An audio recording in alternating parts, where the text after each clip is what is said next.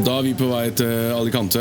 Og ja, jeg vet det ble ikke matvideo I dag, men det får dere bare tåle. Nå har jeg sittet på søndagen her og klept den her for at vi I hvert fall skal ha noe på søndagen. Så kos dere, here we go. Yes, da drar vi til Alicante. Å, fytte rakkerne regner I Norge da. Håper ikke det gjør det I Spania. Vi skal jo egentlig gå inn da. Tror ikke vi får lov. Ja, welcome to Alicante. Jævlig sent. Da tror jeg det blir taxi hit, for bussene tror jeg sluttet å gå. Men, det ordner seg. Det er ikke noe å vente på da.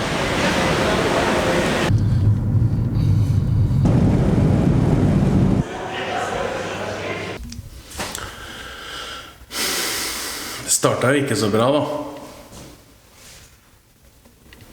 Kommer jo inn da, kommer opp. Ja, du skal gå til den og den leiligheten. Og så skal du... Og så nøkkelen her. Da har du brukt koden din. Det ikke noen nøkkel. Ingen nøkkel. Så nå har jeg gått humør. Oi. Vi greide å få vekk deg, som på vei hit. Men det ingen som vet hvor langt unna hun Hun kan det sikkert være 2 timer unna, for alt hva jeg vet. Så nå står vi her, klokka vel 1, tenker jeg. Så nå kjenner jeg godt humør. Å, herlig, nå så gøy.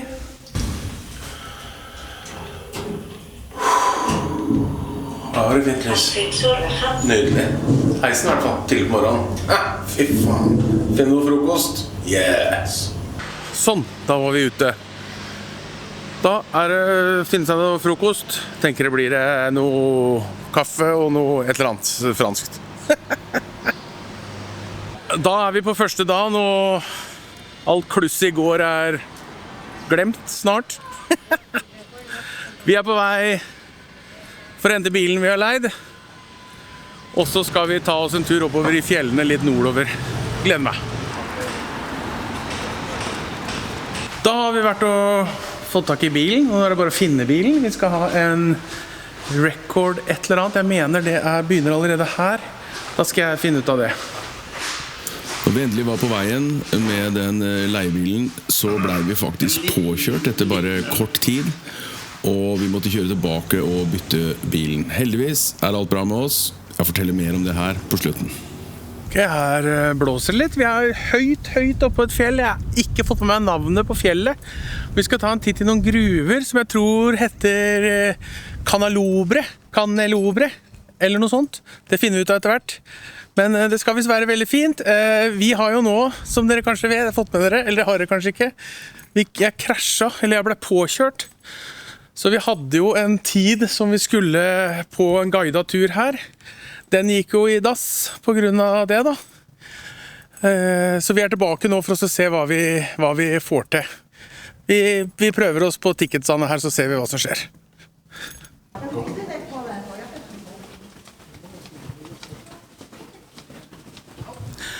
Og der var det ikke lov å filme, men som du sikkert hører, så var det masse trapper her inne. Så jeg bra sliten. Det var det verdt turen? Ja, det vil jeg si. Det kostet ikke så mange kronene, liksom. Men det var kjempefint her inne. Og det ligger bilder her ute på nettet, og tenk seg bare å søke på navnet på grotta, så ser du den. Så hvis du I området, I Alicante-området, så anbefaler jeg å ta en tur og kikke. Det var I hvert fall hvis du ikke bare skal I Benidorm og drekke, mener jeg. Det skal ikke vi. Nå skal vi videre til Valor Sjokolademuseum. Det, derimot, gleder jeg meg til. Men først, litt mat.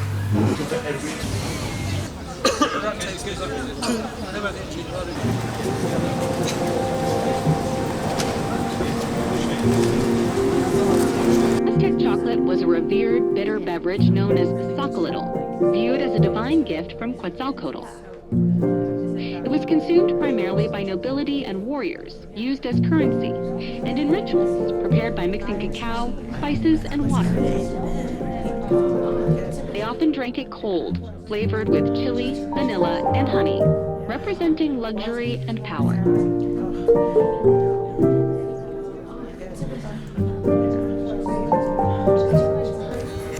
unmistakable Mediterranean almonds, and most importantly, Chocolate Valley Museum, created in 1998, was recognized by the Generalitat Valenciana in 2008 as the Valencian Chocolate Museum. At the time, it was a small family factory, and there you can learn about the chocolate-making process and the whole history of Chocolates Valley from its birth to the present day, through the 5 generations of master chocolatiers who have run it.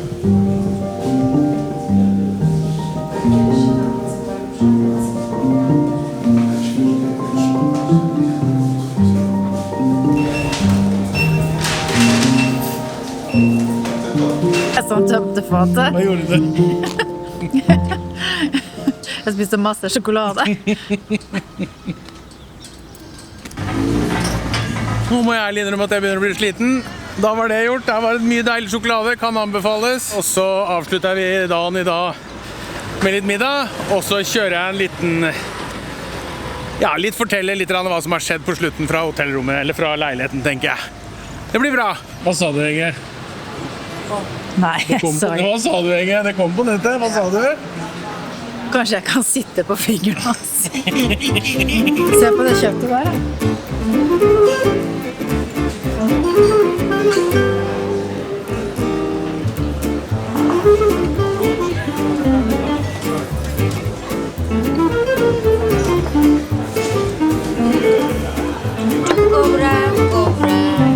Ja, hva tenker du? Nå er jeg sulten, så nå går alt ned, tenker jeg.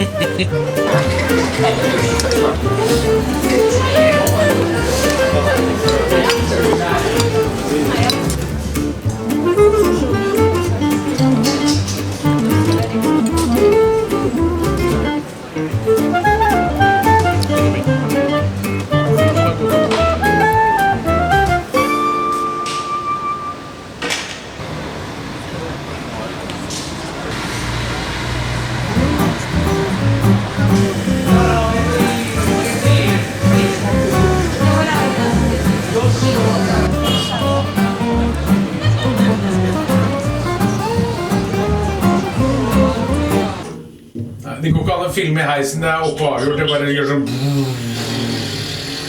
Ja, det har vært en fin dag det her, har det ikke det? Vel, for å si sånn da, for å bare wrap up så langt, så for det første, når vi tok Ryanair ned her, så var det en som holdt på å dø på flyet. Tror vi. Det var I hvert fall surstoff og is there a doctor on the plane? Så det var skikkelig opplegg. Og det var greit nok. Og så kom vi ned hit. Flyet var forsinket. Det var mye greier. Og så kommer vi inn Vi kommer inn I leiligheten. Først så plundret jeg med å finne rette kode og rette døra. Men heldigvis så greide kona mi å si hei, 19 jo 2 dører ned, selvfølgelig, for jeg tenkte jo 21 var 19. Så det gikk jo ikke som det skulle.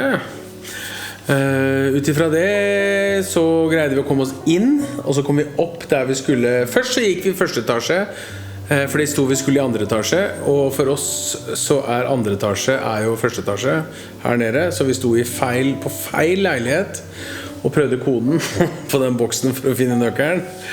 Men etter et par forsøk og ikke vi kom inn, så tenkte jeg hører jeg ikke noen på innsiden her? Og der stod det TV på litt sånn, så vi listet oss bare vekk. Gikk inn I heisen og trykte på nummer 2. Godt tenkt. Endte opp 1 etasje høyere opp, som da det vi ville kalle for første, andre, 3 etasje ville vi kalle det. Men vi kommer inn der, finner leiligheten, og selvfølgelig koden på nøkkelboksen funker som bare det. Og det har dere sett allerede, den boksen var tom. Så da endte vi opp med å plundre og ringe rundt og prøve å få tak I folk, og var lettere fortvilet. Og det jo greit nok det. Vi fikk tak I ei som jobber her, som var hun som hadde sendt meg meldingene med denne boksen. Og da endte hun med, jeg tror vi vekta, så hun kom kjørende ned, hun så trøtt ut som bare det, stakkar, og kom med nøkler til oss. Nå viser det seg også vi fikk lagt oss, klokka ble kanskje 1:30 tenker jeg, før vi fikk lagt oss, så vi var ganske slitne. Og ganske tidlig opp dagen etter, eller morgenen etter, altså i dag. Og vi dro da dro jeg ut og kjøpte frokost på Bon som dere har sett. Bon Boss, kjempenydelig mat. Det sikkert sånn super sånn Starbucks-aktig her nede, men kjempegodt. De her frokostrundstykkene med ost og skinke, ja, det nydelig altså. Og enkelt og billig, ikke minst. Jeg tror Hege og jeg betaler for 2 kopper med kaffe og 2 sånne rundstykker. Tror jeg vi betaler 90 kroner for 2 stykker. Eller for, ja, til begge to. Det synes jeg helt greit for en frokost altså. Det lett å leve med. Og så jeg nede og så snakker jeg med... Ja, så skal vi bort og leie bilen da, som dere har sett. Og vi skulle bort og kjøre opp i en gruve og se på det, og glede oss veldig til det. Og der stopper jeg på et fullstopp-sign. Og da jeg i Norge vant til å stoppe helt. Det tydeligvis ikke hun fra Algerie bak meg, for hun gir blanke faen og smeller bare inn i bilen bakfra.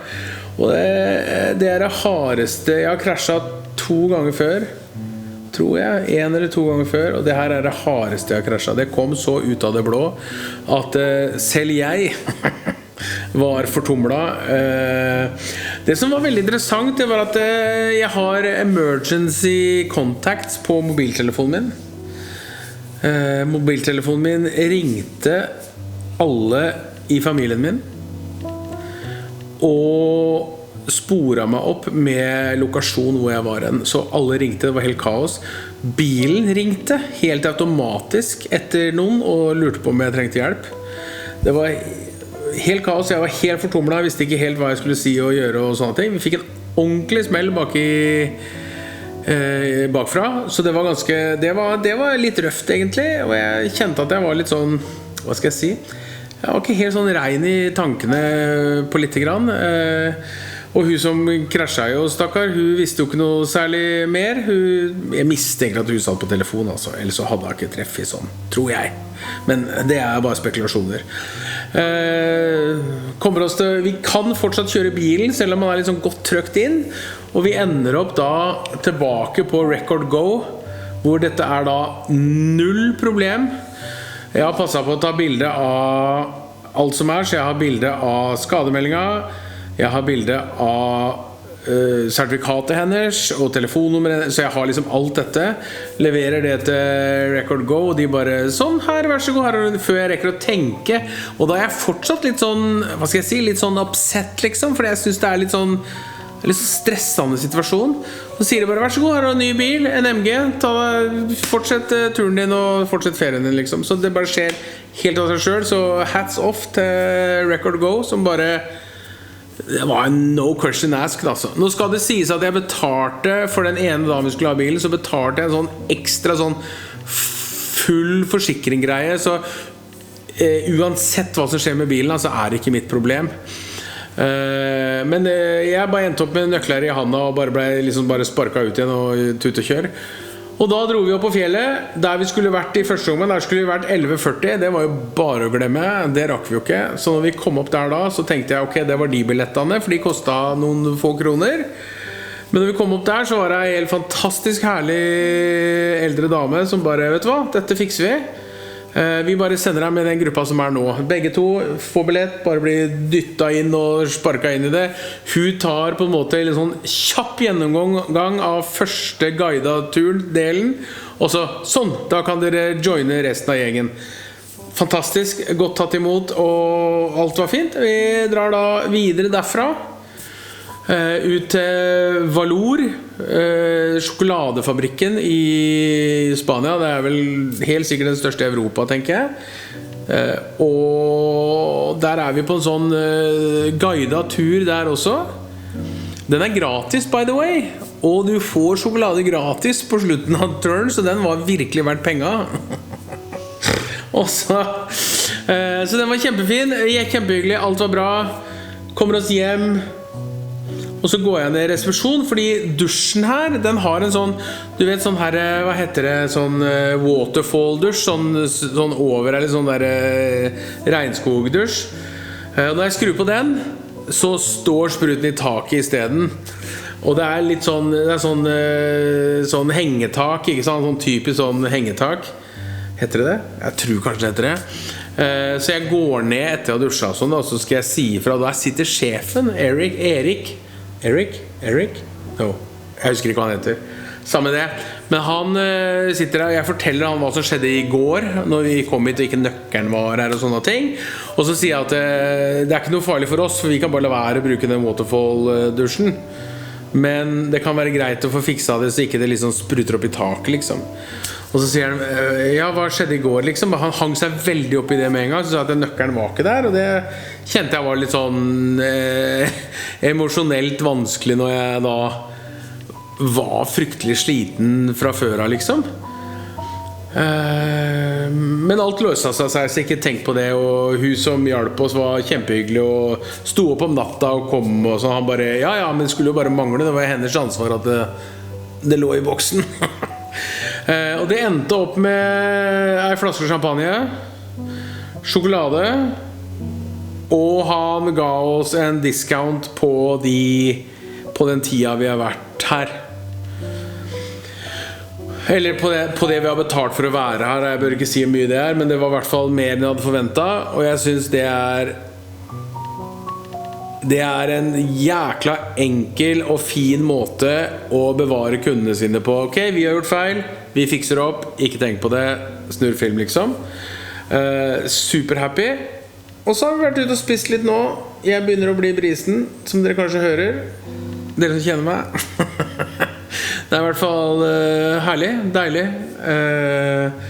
Og I morgen det nye eventyr, så da ser vi hva som skjer. Da blir det til å henge rundt I Alicante og spise og snakke mat og finne ut hva som godt her liksom.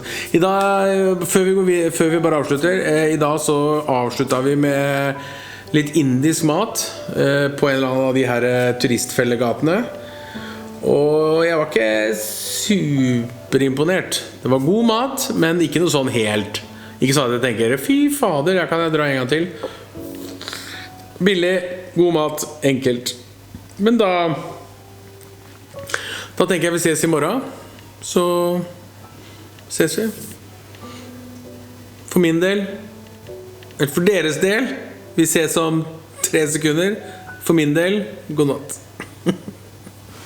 Yes, da var det morgen her I Alicante på dag nummer 2. Håper denne blir mindre eventfull enn I går. Men vi skal kikke litt rundt, spise litt, kose oss. Ta det helt med ro den gangen her, tror jeg. Den dagen her.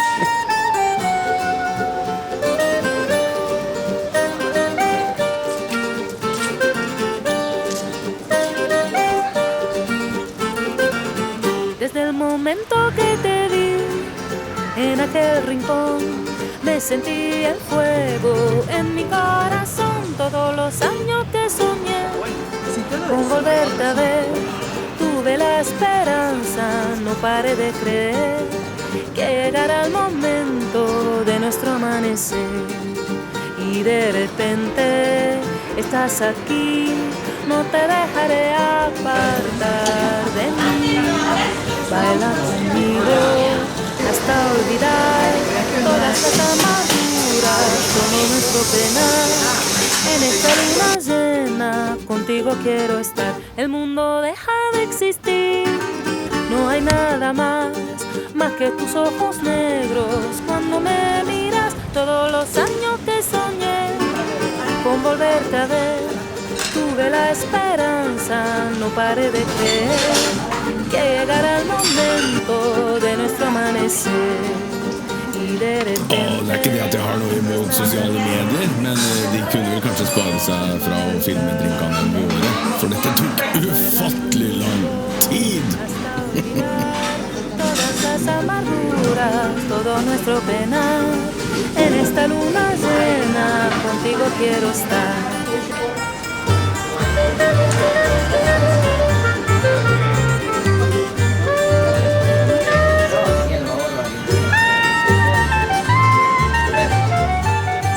Skål.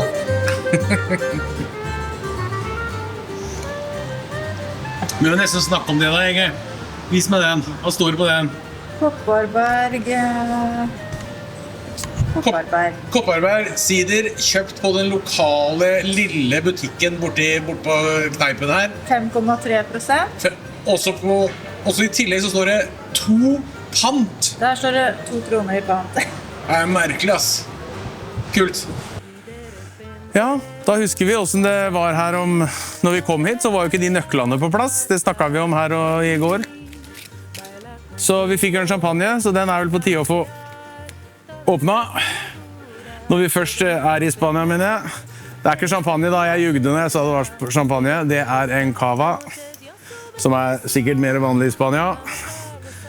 Den er brut, så er den søt da, eller den tørr? Jeg er ikke noe god på det her. Da kjører vi.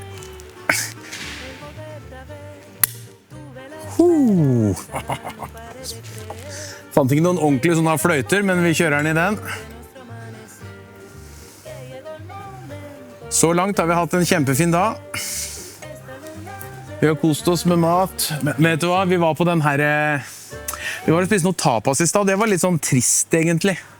Det kunne vært bedre. Men det driter vi nå. Vi skal på et skikkelig kjøttsted i kveld. Ikke det jeg var på sist gang, men på et nytt et. Vi fant et oppe i gata her. Skål, folkens. Ta vare på hverandre og vær snille. Hei jo. Da har jeg sittet på verandaen og drikker. Ja, det har jeg. Jeg er full. Jeg skal gå meg en tur sammen med kona mi. Vi skal ha en liten tur ned på stranda eller marinaen og ta en titt der. Der er det sol og fint og svær promenade. Og så skal vi opp og spise deilig, og da regner jeg med at beina mine begynner å ha sluttet å skingle. Da blir det bra.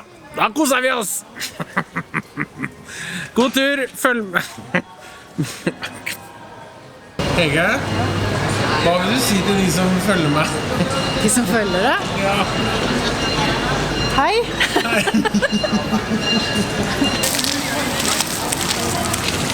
Ja, da kan jeg bare si en ting, og det er at det er veldig fint her nede, og jeg er skeiv i skøytene.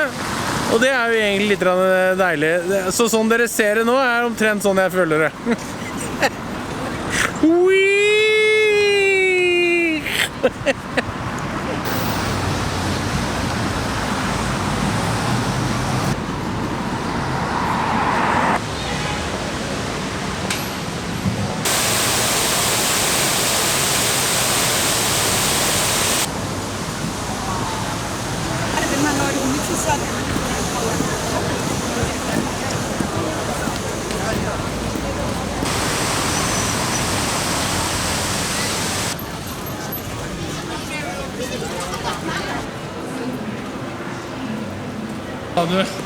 Hvordan vet du at det var en sexshop der?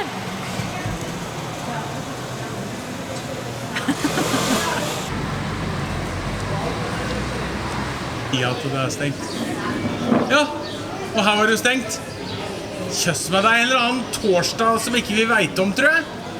Og det er faktisk en eller annen sånn der pilgrimsgreie, så det er flere shopper som er stengt. Nå hadde vi finnet en ny sånn god biffsjappe, tror vi. Men nei da, det slapp vi. Vi prøver på nytt. Ok, bare for å si hva som har skjedd. Vi hadde finnet en ny sånn biffrestaurant som var stengt på grunn av denne torsdagen med en eller annen pilgrimsreise her i Alicante. Så vi prøver den vi har vært på før, og så bestiller vi noe annet enn grill by the table, liksom, eller barbecue by the table. Så vi sjekker ut. Vi sjekker om det er åpent og om vi får bord. Wow! Jeg vet at vi må bestille bord der, men vi sjekker.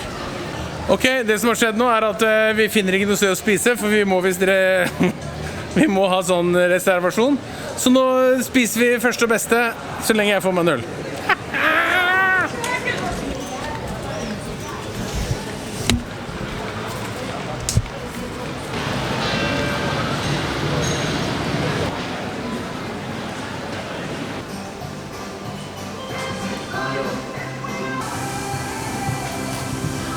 Superhyggelige folk her. Jeg er selvfølgelig litt sånn bias, fordi jeg er fortsatt litt skeiv i skøytene.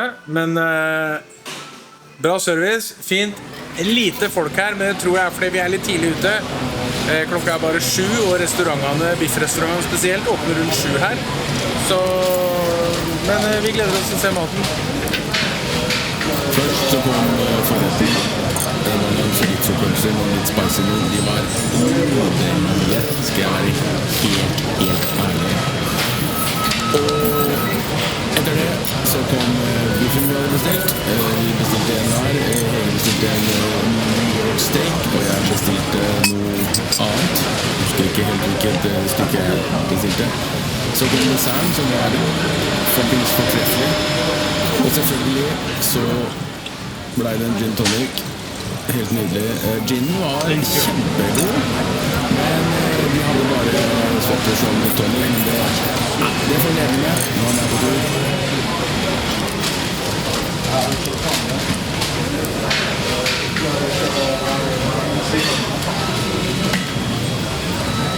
Kjempemåltid, kjempegodt, vi har kost oss, og ikke minst kelneren kom med en limoncello til oss begge to, så vi kunne kose oss litt ekstra mens vi betaler regninga, som var på rundt 1000 kroner for 2 stykker, full biff, 250 gram på hver. Helt nydelig. Skål, folkens! Og der ble jeg pent stakket av kona mi. Det var viktig å si at for de 1000 kronene så fikk vi forrett, 250 gram hver med biff, og dessert på begge to, pluss en limoncello på kjøpet. Der tar vi inn. Skål! Ja, og fra den lille recappen i går kveld, så lærte jeg at hvis kameraet står på autofokus, så blir det veldig ut og inn med fokus. Så i dag har vi manuell fokus. Jeg kan ta foran og ordne, og fokuset står på ansiktet mitt uansett. Vel, hva har vi gjort i dag? Og hva har vi opplevd i dag? Vi har startet morgenen med Bon Bon Boss, som frokosten vi tar her nede. Jeg kan se for meg at det liksom litt sånn Starbucks-aktig, men de fokuserer mer på bakevarer og bakevaremat, kan vi si det sånn. Helt nydelig der. Så det var frokosten vår, og så gjorde vi vel egentlig ikke så mye mer etter det, annet at da tok vi det vi kaller for lunsj 1 når vi på ferie. Det var også en bonbon-sak. Vi bare tok litt annen type mat derfra. Kaffen der sånn tilsvarende det vi liker her, eller hjemme. Selv om det en americano, så har den litt sånn filterkaffepreg over seg, så vi veldig glad i den. Og så, hvor spiste vi en etterpå, Ege? Så var vi der, og så, det vi også har funnet ut at den torsdagen vi på her nå, det visste vi ikke når vi kom ned her. På morgenen når jeg var på Bonbon, så jeg noen som gikk med sånne svære staver med noen sånn greier oppi og sånn, og jeg skjønte ikke hva det var, men det viser at alle matvarebutikkene rundt her jo stengt, og veldig mye stengt. Og det fordi det en eller annen sånn der pilgrimssak som skjer her i Alicante akkurat i dag. Ellers så har det ikke gått utover oss i det hele tatt, bortsett fra det ble litt sånn rot med vår skyld. Men hva spiste vi som lunsj 2 da, Hege? Hvor var vi igjen da? Bonbon. Nei, det var lunsj 1. Ja, da var vi et annet sted. Og så spiste vi noen tapas. Ja, da var vi på Lu var vi og spiste tapas. Det var litt grann skuffende, skal jeg være helt ærlig. Det var veldig enkelt, og jeg skjønner at tapas skal være enkelt, men da må du i hvert fall bruke veldig bra råvarer, tenker jeg, hvis du først skal gjøre det sånn tapasmessig. Men det var godt, det var helt greit, det var enkelt. Og så når vi bestilte drinkene der, så skulle tydeligvis drinkene våre på Instagram. Så hun som var bartender der, hun skulle filme alt og greier, så det tok litt tid før vi fikk det, og det var litt sånn unødvendig. Men i hvert fall så dro vi hjem, og så satt vi oss på verandaen her og koset oss på verandaen. Splitta den kavaen og koset oss med det. Nå skal det vel ærlig innrømme at det var jeg som drakk den og ikke kona mi, så jeg sleit litt med å sette ett bein foran det andre når vi skulle ut og spise. Leita litt rundt for for å finne der vi skulle være. Vi endte opp på Umo, tror jeg det heter. UMOO. Veldig god mat. Biff, vi spiste da, ja, det er allerede sagt, så det trenger jeg ikke si, det er så nært det jeg sier nå. Vi har I hvert fall koset oss noe jævlig da. I morgen så har vi lunsj, frokost og lunsj her sånn, før vi stikker bort på flyplassen og drar hjem. Hvis det er noen som har lyst til å dra til Alicante, så er det bare å si ifra, så kan jeg være guiden din. I hvert fall, jeg har vært her 3 ganger nå, og er veldig glad I å være her. Det er kjempefint her. Så får vi se om turen går et annet sted neste gang, eller om vi drar til Alicante igjen. Det får vi se på. Men vi har mye å velge. Så da tenker jeg vi bare...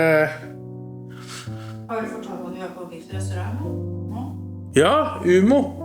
Det har jeg gjort. Kona mi bare prøver å sufflere her med at jeg måtte si at vi har vært på biffrestaurant, men det har vi.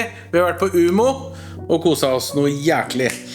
Og der fikk vi smake på noe som het, hva heter det da? Spirit... nei, jeg husker ikke hva det heter. Jeg kan skrive det under her, kan jeg skrive hva det heter. Det var en spansk utgave av Baileys, bare mye bedre.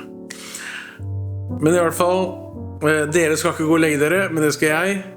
Og når jeg våkner igjen, så ses vi. Ha det godt.